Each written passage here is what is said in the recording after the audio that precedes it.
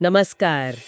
आज हम एक ऐसे शख्स की बात करेंगे जिनका नाम मतलब सुनते ही जोश आ जाता है, शहीद भगत सिंह। हाँ बिल्कुल, एक ऐसा नाम जो आज भी गूंजता है। हमारे पास एक स्रोत है, भगत सिंह, क्रांतिकारी, विचारक, शहीद।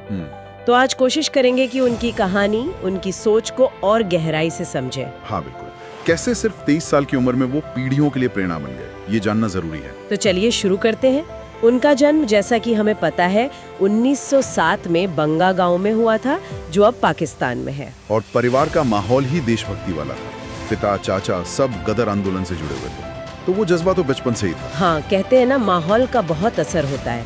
फिर 1919 में वो जलियांवाला बाग, वो भयानक हत्याकांड हुआ। हाँ, वो एक टर्निंग पॉइंट था शायद उनके लिए। बहुत छोटी उम्र थी। बिल्कुल। कहते हैं उस घटना ने इतना झकझोरा कि उन्होंने वहाँ की मिट्टी उठाकर देश को आजाद कराने की कसम खा ली थी। सोचिए, इतनी कम उम्र में इतनी बड़ी प्रतिज्ञा। और फिर तो 13 साल की उम्र में ही असहयोग आंदोलन में भी शामिल हो गए। हाँ, लेकिन फिर वो चौरी चौरा वाली घटना हुई और गांधी जी ने आंदोलन वापस ले लिया। उससे भगत सिंह जैसे कई नौजवान निराश हुए थे ना। बहुत ज्यादा। और यहीं से शायद उनके मन में अहिंसा की रणनीति को लेकर सवाल उठने लगे। वो सोचने लगे कि क्या सिर्फ इसी रास्ते से आजादी मिलेगी। अच्छा। हाँ, और फिर उन्होंने पढ़ना शुरू किया, लेनिन के बारे में, रूस की क्रांति, समाजवाद की तरफ उनका झुकाव बढ़ा। वो समझने लगे कि आजादी सिर्फ अंग्रेजों से नहीं, बल्कि शोषण से भी चाहिए। हाँ, ये बहुत अहम बात है। ये सोच उनके कामों में भी दिखी फिर, जब वो हिंदुस्तान रिपब्लिकन एसोसिएशन HRA से जुड़े। बिल्कुल, उनके जुड़ने से संगठन में एक नई ऊर्जा आई। और ये उन्हीं की सोच थी कि 1928 में नाम बदला गया। हाँ, वो सोशलिस्ट शब्द जोड़ा गया, Hindustan socialist Republican association, HSRA।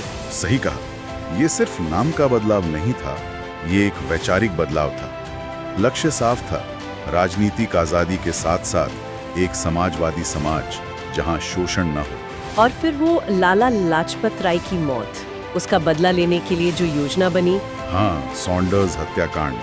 Scott को मारना था, गलती से सॉन्डर्स मारा गया। भगत सिंह, राजगुरु, सुखदेव। उसके बाद अप्रैल 1929 में सेंट्रल असेंबली में बम फेंकना बटुकेश्वर दत्त के साथ। हाँ, और वो बम वो किसी को मारने के लिए नहीं थे, जैसा उन्होंने खुद कहा, बहरों को सुनाना था। बिल्कुल। फिर वो नारे, इनकलाब जिंदाबाद और जानबूझकर गिरफ्तारी देना, ये सब एक रणनीति थी। हाँ, अपनी बात, अपनी विचारधारा को देश तक पहुंचाने की एक सोची समझी रणनीति। ये दिखाता है कि वो सिर्फ एक्शन लेने वाले क्रांतिकारी नहीं थे, वो एक विचारक भी थे, गहरे विचारक। बिल्कुल। मार्क्स को पढ़ा, लेनिन को पढ़ा।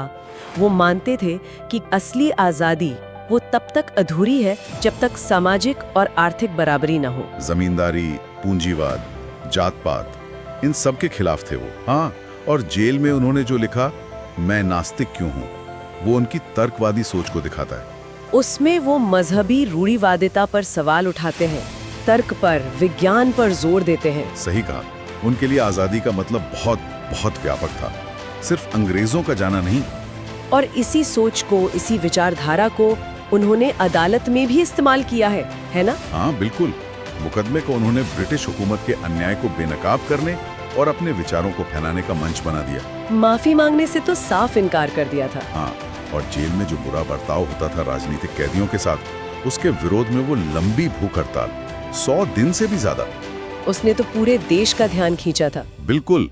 वो सिर्फ अपने लिए नहीं लड़ रहे थे, वो सभी राजनीतिक कैदियों के हक के लिए लड़ रहे थे। और फिर अंत में फांसी की सजा। भगत सिंह, राजगुरु, सुखदेव। हाँ, और जनता में जबरदस्त गुस्सा था।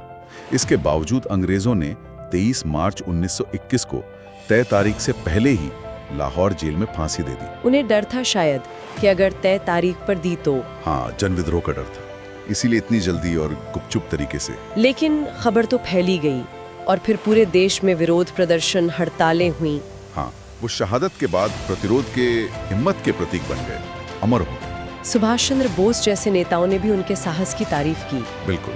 और उनकी शहादत ने बहुत से युवाओं को क्रांतिकारी रास्ते पर चलने की प्रेरणा दी। हाँ, वो गांधी इरविन समझौते वाली बात पर भी काफी बहस होती है कि गांधी जी ने भगत सिंह की फांसी रुकवाने की कोशिश की या नहीं।